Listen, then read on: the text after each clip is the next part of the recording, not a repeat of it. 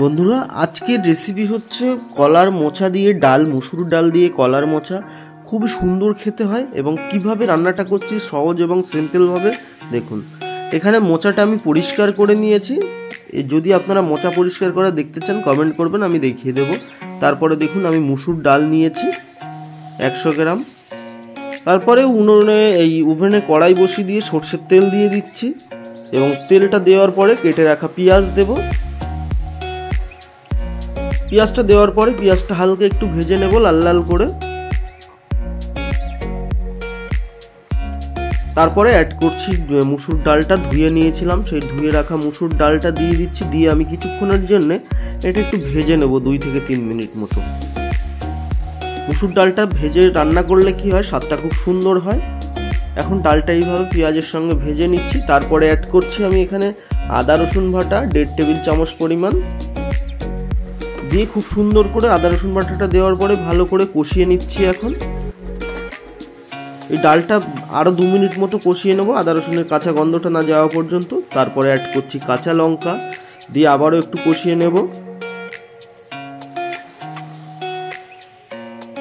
তারপরে অ্যাড করছি হলুদ গুঁড়ো সামান্য একটু। হলুদ গুঁড়োটা দেওয়ার পরে বেশ কিছুক্ষণ ধরে কষিয়ে নেব হলুদের গন্ধটা না যাওয়া পর্যন্ত।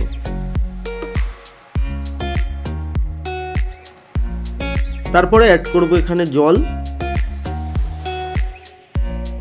জলটা দেওয়ার পরে ডালটা সিদ্ধ হওয়ার অপেক্ষা করব। দেখুন ডাল আমার এখানে হাফ সিদ্ধ হয়েছে। এরকম হাফ সিদ্ধ অবস্থায় এবারে এখন আমি অ্যাড করব এখানে মোচাগুলো, পরিষ্কার করে রাখা কলার মোচা। মোচাটা দেওয়ার পরে ডালের সঙ্গে লবণ দেব এবং তারপরে মোচাটা ডালের সঙ্গে বেশ সময় নিয়ে কিছুক্ষণ আমি কষিয়ে নেব। এটা 10 মিনিট মতো সময় ধরে হালকা হাতে একটু কষিয়ে নিতে হবে। কষানো হয়ে গেলে এখন আমি এখানে অ্যাড করছি জল পরিমাণ মতো এবং জলটা দেওয়ার পরে আমি এখানে ঢাকনা চাপা দিয়ে আরও কিছুক্ষণ রেখে দেব।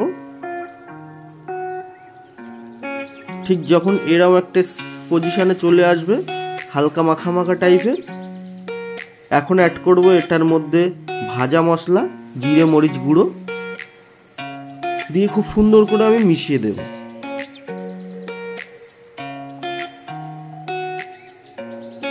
তারপরে দেখুন এখানে কত সুন্দরভাবে আমার রান্নাটা হয়ে গেছে, কি সুন্দর দেখতে লাগছে।